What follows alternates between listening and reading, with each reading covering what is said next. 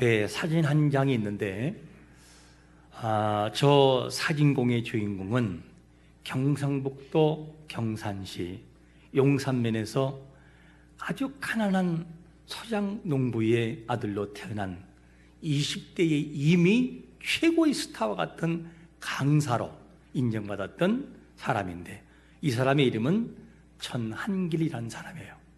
아주 타고난 강사력이 있었죠. 그래서 너무나 많은 돈도 벌었었어요. 그러다가 잘 나가던 그때의 사업을 벌림을 통해서 그때부터 어려워지기 시작하고 실패하기 시작하면서 빚을 얼마를 지느냐?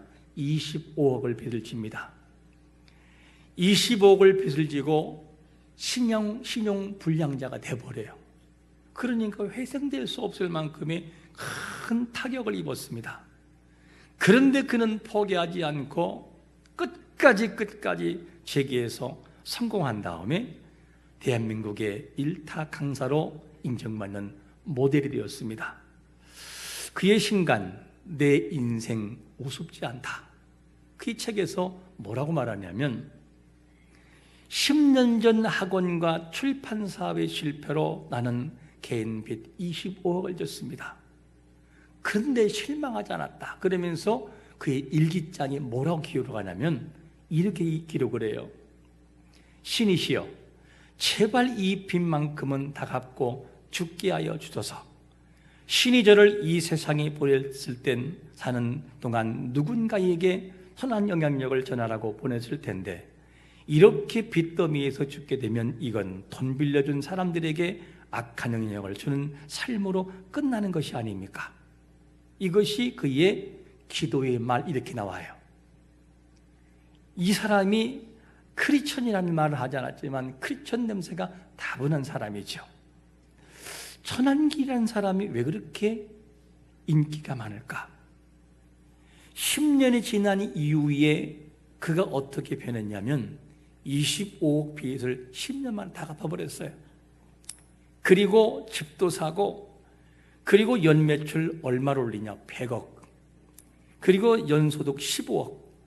이 인간소득세가 15억이고 연금, 국민연금이 얼마큼 되냐면 건강보험료가 5천만 원 이상 낸 사람이었어요. 그러니까 얼마나 대단합니까? 그래서 전한길 씨의 그 사람을 보니까 제가 먼저 쓰고 있는 말을 많이 쓰고 있더라고요. 그게 무슨 말이냐? 이런 말이에요. 한 번 왔다 가는 인생 멋있게 삽시다. 이 사람들이 쓰더라고요. 할렐루야. 한 번 왔다 가는 인생, 이 말을 쓰더라고요. 무엇이 그를 성공하게 하냐면, 그리고 사람들은 왜 그를 그렇게 좋은 사람으로 평가하냐면 너무나 평범한 사람이기 때문이에요. 동질성. 나와 같은 사람인데 어떻게 이렇게 잘 될 수 있을까? 동질성을 느끼기 때문에요. 그는 금수저가 아니라 흙수저예요. 뛰어나게 가문이 좋은 것도 아니고 아버지가 농사지면서 어렵게 자란 사람이었고 유년 시절 그렇게 탁월한 게 없었어요. 머리가 좋냐? 그것도 아니에요. 서울대 나왔느냐? 아니에요. 그냥 평범한 사람이었어요. 근데 이 사람의 강의를 들어보면 참 거칠고 직선적이에요. 그런데 이 사람이 한 가지 특징이 있는데, 그 특징이 뭐냐? 남들은 100가지의 장점이 있다면 이 사람에게는 한 가지밖에 없다는 거예요. 근데 99가지를 가지지 못해서 열심히 하려고 자기는 열정으로 불을 토한다, 이런 얘기를 해요. 그래서 그 99가지를 극복하기 위해서 싸운다는 거죠. 이게 이 사람의 특징이에요. 그리고 이 사람의 생각이 굉장히 긍정적이고 아무리 치열한 경쟁에서도 남을 깎아내리거나 비판하지 않아요. 진솔하고 있는 그대로를 말합니다.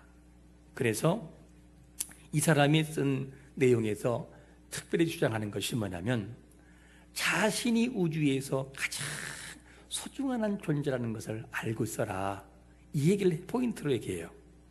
그런데 우리가 살면서 요즘의 시대에 자존감이 너무 추락한 사람들이 많아요. 자존감이 추락해서 자기에게 주신 것조차도 발견하지 못할 때가 많이 있어요. 적은 것에 낙심하고 안 된다는 생각 때문에 힘들어해요. 여러분, 우리가 누구지요? 우리는 하나님의 백성들이에요. 우주를 창조하시고 우리를 만들어 가시고 불가능을 가능케 하시는 하나님의 자녀들인 것을 믿으시기를 축원합니다. 이런 사람들의 마음속에 안 된다, 못한다는 개념이 아니라 하나님이 잠시 보류하고 있을 것이며 반드시 나에게 주실 것이다, 이 믿음을 가지고 나아가야 되는 것이죠. 그렇게 우리가 낙심할 이유는 없다는 것이죠. 그래서 부정적인 생각에 돌입하지 말고 하나님이 하시면 된다는 것을 가지고 안 되고 있는 부분들을 맡기고 기도하면서 걸어가야 되는 거예요. 이게 믿음의 도전의식입니다. 우리가 반년이라는 시간을 돌아보면서 우리에게 주신 은혜가 너무나 많았어요. 그런데 우리는 생각하기를 나는 왜 이렇게 은혜가 없을까? 왜 나에게는 되는 일이 없을까? 이렇게 안 되는 쪽의 모습을 가지고 바라볼 때가 너무나 많았어요. 그러다 보니까 진짜 안 되는 인생으로 전락하고 말았습니다. 이게 인생들의 모습이죠. 여러분, 우리가 꼭 잊지 말 것은 뭐냐면 세상에서 나와 똑같은 사람은 나밖에 없어요. 나와 같은 사람은 단 한 명 나밖에 없다니까. 이 독특성을 인정하고 하나님께 나아가야 돼요. 독특성이 있는 사람은 그 사람에 맞는 연단과 훈련과 비전이 있다는 것을 잊지 말아야 돼요. 다 똑같지가 않아요. 3살짜리하고 5살짜리하고 10살짜리하고 다가오는 강도의 시험과 훈련이 다르다고 하는 것을 잊지 말아야 돼요.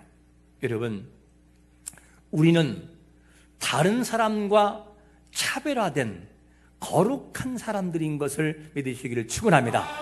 차별화, 나는 다른 사람과 다르다 하는 것을 잊지 말아야 돼요. 이러한 면에서 볼 때 하나님 앞에 감사하는 삶을 살아가는 것은 참으로 중요한데, 오늘 본문에도 감사에 대한 부분이 나와요. 오늘 특별히 우리가 맥주 감사 주일로 지키고 있는데, 히브리인들에게서는 3대 절기를 굉장히 중요시 여겼어요. 그 3대 절기는 유월절, 맥주절, 초막절이었어요. 이 세 가지가 굉장히 중요했는데, 남자의 모든 사람들이 1년에 3차는 반드시 예루살렘에 올라와서 하나님께 제사를 드리고 가야만 됐어요. 이게 절기였습니다. 그런데 이 절기에 미래 수확한 후 하나님께 첫 열매 드리는 추수감사 절기와 같은 거라고 보면 돼요. 이날은 유월절을 지난 지 7주를 지켰다고 해서 77절이라고도 말을 해요. 그 신약시대에 와서는 뭐라고 부르냐? 오순절이라고 부르기도 하지요.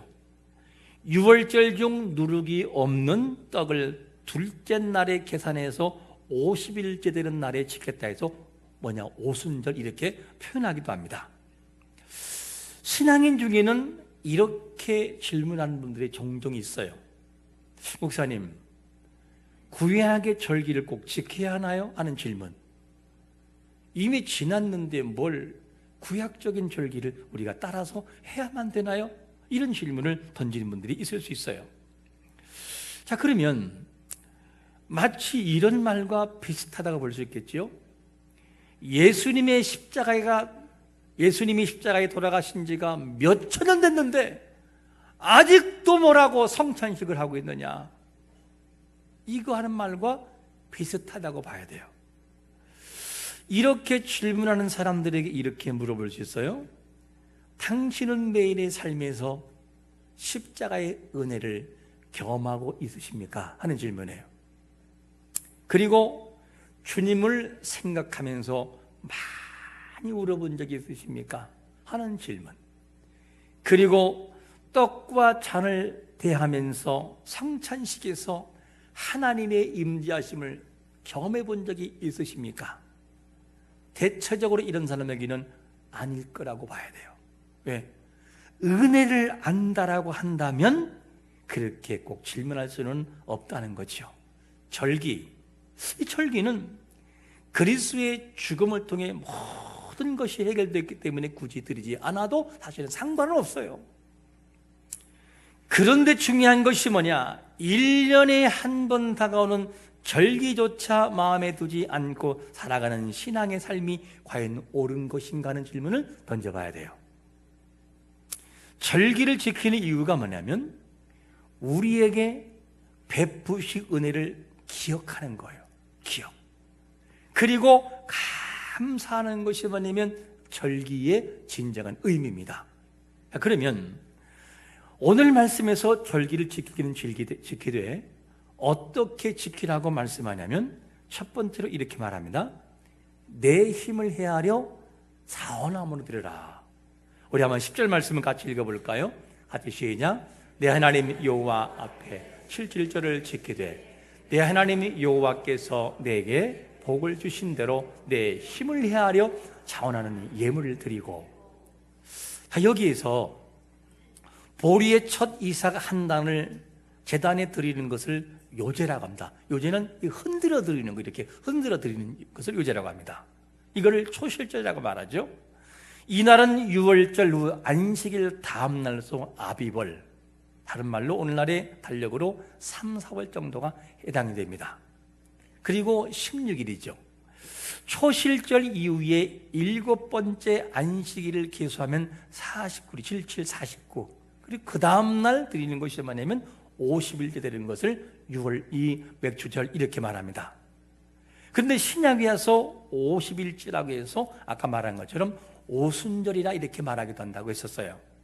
이날은 추수한 것을 하나님께 드리고 인비를 하나님께 드리면서 소산의 첫 열매를 감사합니다 하고 드려진 절기가 맥추감사주일이에요. 그런데 이때 여호와께 예물을 드릴 때 어떤 마음으로 드리냐면 내 힘을 헤아려 자원하는 예물을 드리라 이렇게 표현돼요. 자원한다. 이 말을 좀 원문으로 풀어간다면 이런 뜻이죠. 내 힘이 닿는 대로. 좀 더 풀어간다면 능력의 범위 안에서 최대한 힘껏 들어라 그 얘기예요. 원문에서는 네가 살아오면서 내가 너에게 부어주신 은혜의 범위 안에서 할 수 있는 한 하나님께 마음을 들어라 이 얘기예요. 이렇게 하나님께 드리라는 거예요. 하나님이 기뻐하시는 것을 드리기 위해서는 드리는 자의 마음속에 뭐가 있어야 되느냐? 은혜가 있어야 돼요. 은혜가 없으면 사람과의 관계도 그렇고 가정도 그렇고 모든 관계 속에서 마음에 가지를 않아요. 싫은 사람에게 떡 하나 줄 수 있어요?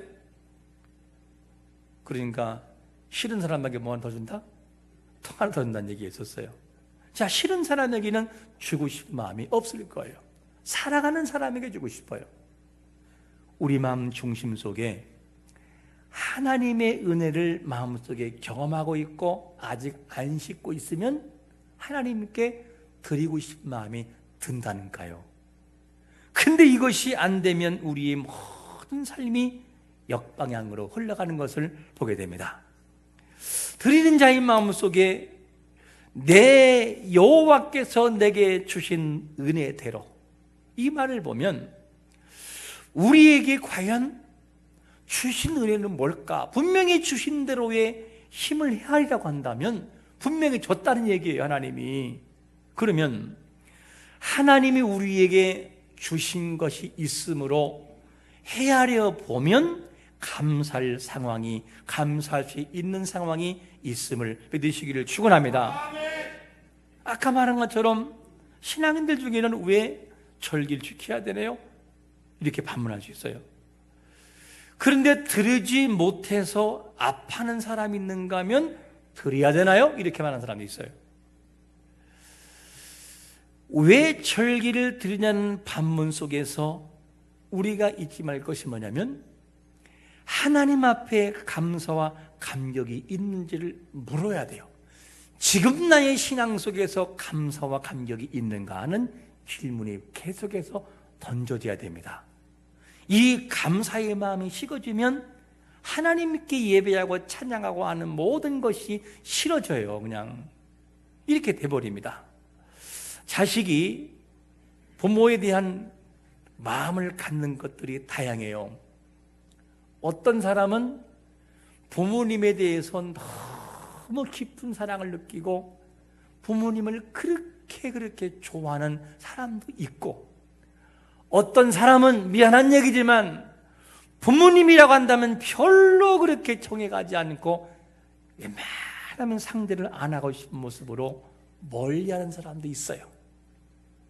근데 중요한 것이 뭐냐면 부모님에 대한 사랑을 느끼고 경험하고 치유와 회복을 통해서 부모님 사랑을 느낀 사람에게는 부모님에게 뭔가를 해주고 싶어요.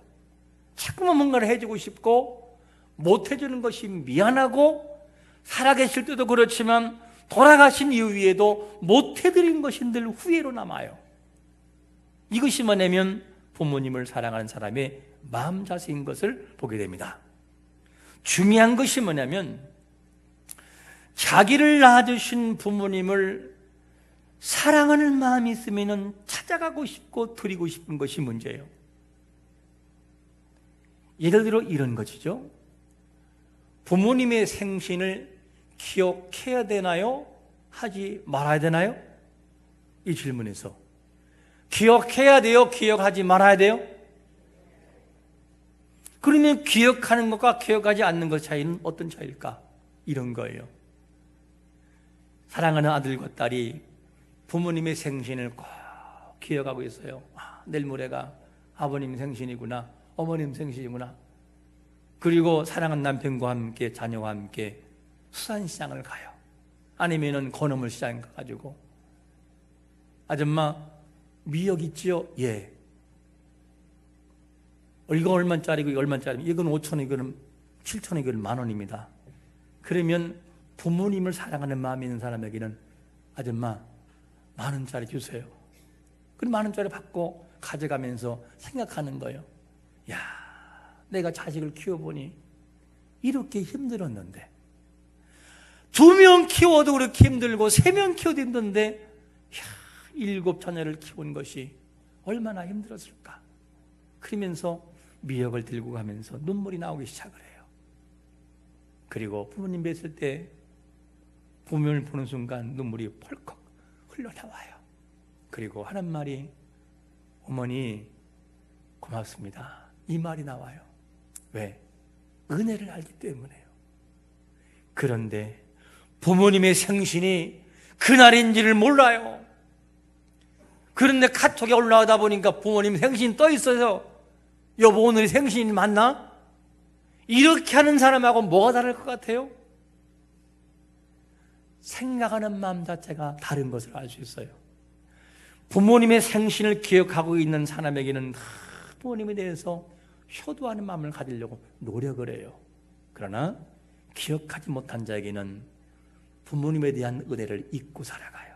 전혀 기억하지 못해요. 우리는 반년을 돌아보면서 1년에 한 번 돌아오는 절기를 지키게 돼요. 이 절기가 어떤 때는 거추장스럽게 느낄 때도 없잖아. 있을 수 있어요. 꼭 드려야 되나? 그거를 해야만 되나요? 구약시대에 있던 것들을.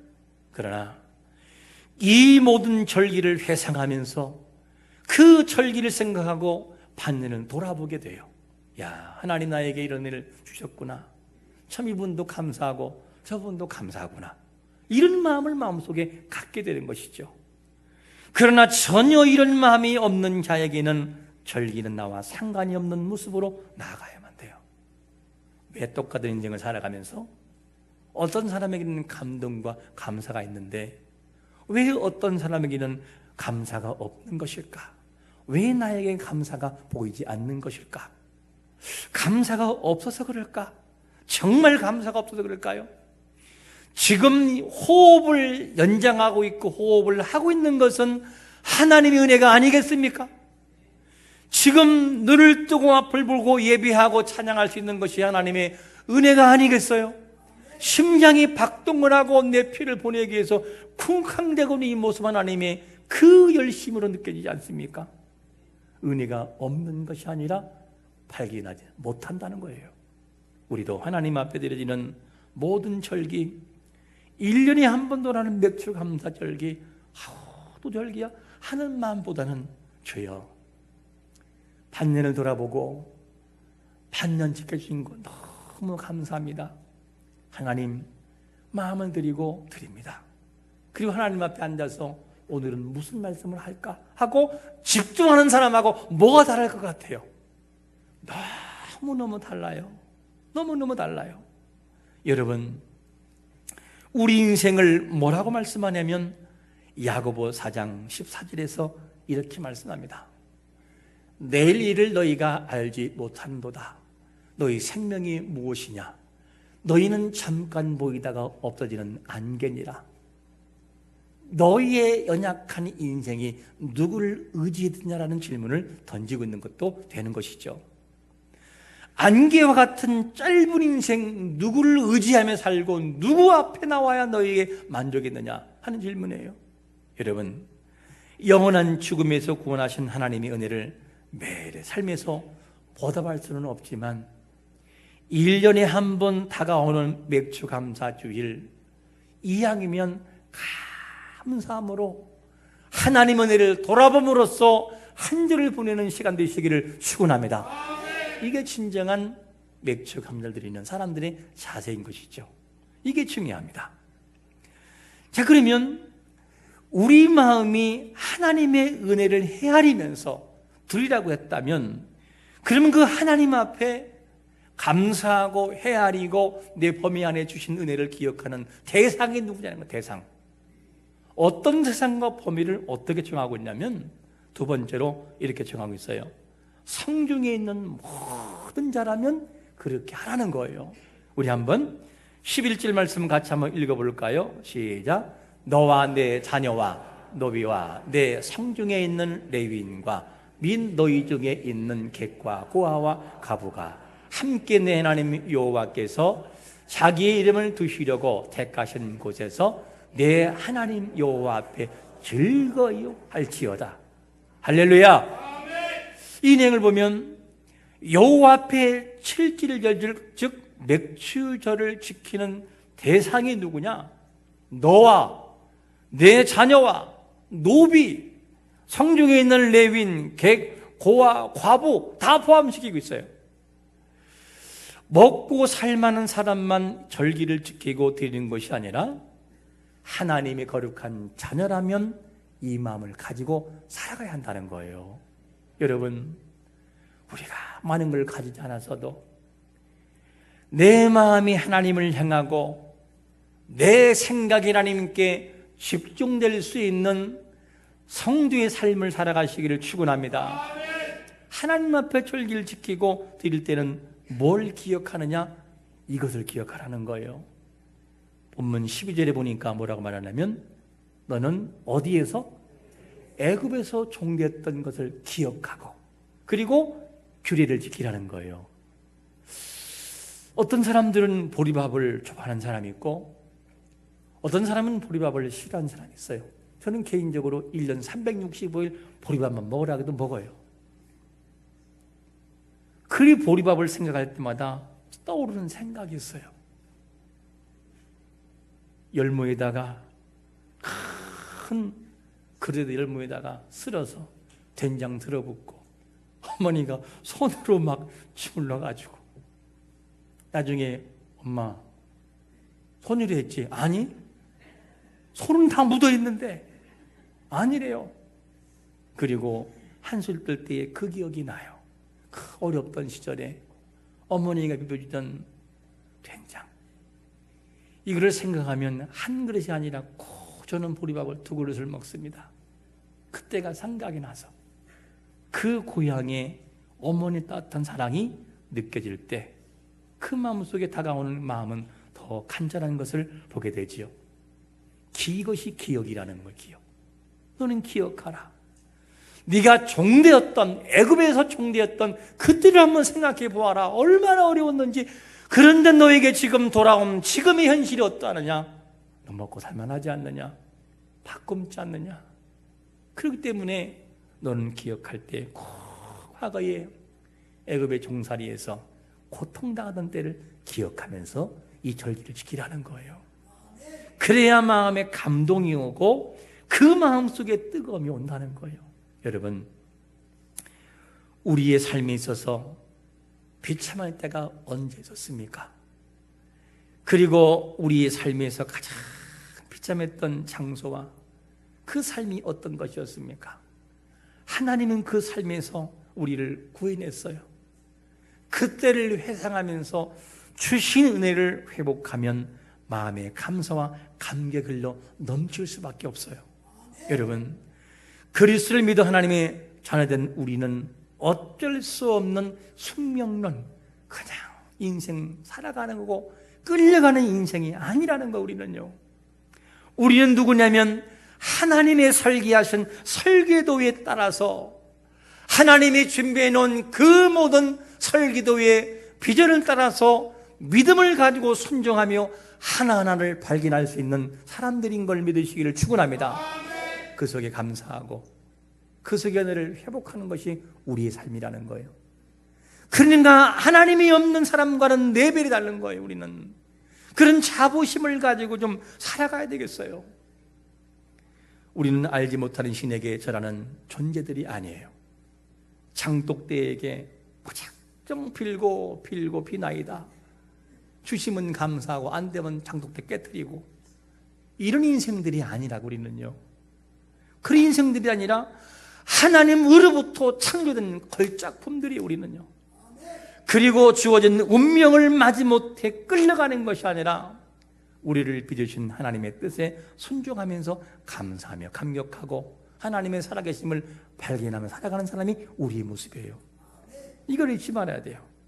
그래서 룸이라는 시인이 아주 멋있는 말을 했잖아요. 룸이, 당신은 바닷속 하나의 물방울이 아니다. 당신은 한 방울 속 바다 전체이다. 한 방울이 물이 아니고 바닷속 전체에 우리가 한 방울이 우리 존재라는, 이렇게 시를 표현해요. 하나님에 의해 지음받은 우리는 우리만이 가진 독특성, 차별화된 모습이 있음을 항상 잊지 말고 감사할 수 있어야 돼요. 여러분, 다른 사람과 비교해서 감사하지 말고 나에게 주어진 것을 발견함으로 감사하는 자가 되시기를 축원합니다. 독특성이 있어야 돼요. 이럴 때도 감사해야 돼요. 어느 날 후배 전사님이 결혼했어요. 서른이 훌쩍 넘고 40 다 돼가는 그 상황에서 결혼했습니다. 신부도 나이가 많았어요. 그리고 서로는 결혼하고 난 다음에 신혼여행 갔다 왔어요. 근데 전도사님이 신혼여행 갔다 와서 설교를 마치고 광고 시간에 사모님이 저 뒤에 앉아있을 때 뭐라 그러느냐, 유년부 아이들에게, 여러분, 나하고 결혼한 사모님 이쁘죠? 이렇게 얘기를 했어요. 애들이 뭐라고 했을까요?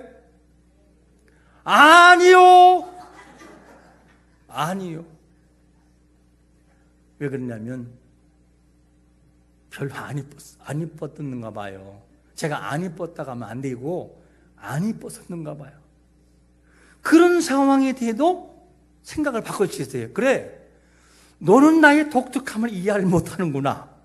나의 독특함을 이해 못하는구나. 하나님, 저의 독특함을 감사합니다고 딛고 일어서야지요. 왜? 나만이 가진 독특성이 있기 때문에. 이런 자세를 가지고 매 순간 우리는 감사할 수 있어야 돼요. 우리 안에는 성부 하나님이 함께 하시고, 성자 예수, 보배되신 예수님이 함께 하시고, 성령이 함께 하심으로 우리가 낙심할 때 일어서도록 권고하시고 용기 주시는 하나님이 계신 것을 믿으시기를 축원합니다. 이러한 우리의 입술 속에 정말 감사하고 찬양이 울려 퍼져야만 돼요. 이게 하나님을 아시는 거예요. 이 은혜를 아는 순간 감사가 나오고 감격이 나오고 고백이 나오게 되는 것이죠. 하나님께서 말씀하십니다. 내게 복을 주신 대로 내 힘을 헤아려. 다시 말하면 너에게 준 보미 안에서 감사함으로 살아가라. 이게 내가 원하는 것이다. 그리고 모든 성중에 있는 사람들은 다 하나님을 찬양하고 감사해야 된다. 이렇게 말씀하고 있어요. 여러분, 반년을 돌아보면서 잊혀진 감사가 있다면 감사를 회복하시기를 축원합니다.